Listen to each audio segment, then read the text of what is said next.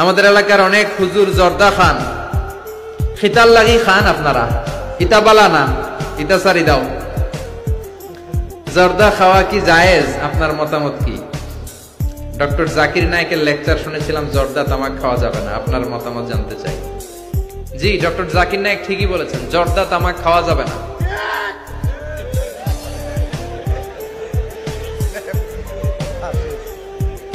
জর্দা তামাক খাওয়া যাবে না, কারণ সিগারেট খাওয়া হারাম, তাই না?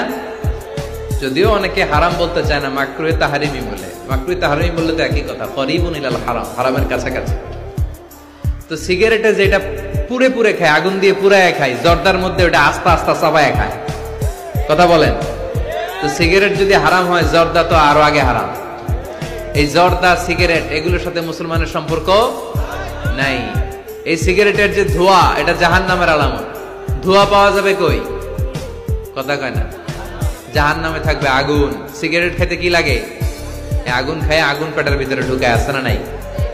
পৃথিবীতে সিগারেটটা এমন একটা খাবার, এই একটা খাবারে শুধু টয়লেটে বসে খাওয়া যায়। কথা খুব কা, তাই না? সিগারেট ছাড়া কোনো জিনিস কেউ কোনোদিন টয়লেটে বসে খায় না, শুধু সিগারেটই খায়। আবার সিগারেট হয় টোবাকো প্ল্যান্টস থেকে, মানে তামাক পাতা থেকে। তামাক গাছ আসেনি এখানে? তামাক গাছ যেখানে চাষ করে ওইখানে কোনো বেড়া দেওয়া লাগে না, ওটা ছাগলও খায় না। ছাগলেও খায় না, ছাগলও মুখ দেয় না। তো যেটা ছাগলে খায় না, ওইটা আশরাফুল মাখলুকাত খেতে পারে? কথা বলেন। আচ্ছা, পৃথিবীর এইটাই একমাত্র পণ্য যে পণ্যের গায়ে এই পণ্যের বদনাম আর দুর্নাম লেখা থাকে।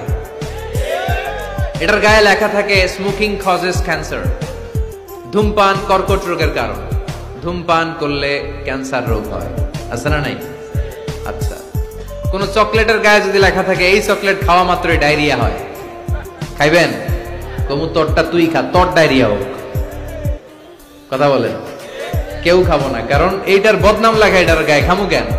কিন্তু সিগারেটের মধ্যে বদনাম লেখা থাকা সত্ত্বেও মানুষ ধোয়া করে খায়, আর জর্দার মধ্যে এটা আস্তা খায়। এই জন্য সিগারেটও খাওয়া যাবে না, জর্দাও খাওয়া যাবে। কোন আলিম যদি খান, এটা ঠিক না। ওই ভাইকে বলবো আপনি ছেড়ে দেন, আস্তে আস্তে অভ্যাস করেন, পারবেন। একবারে ছাড়া যায় না।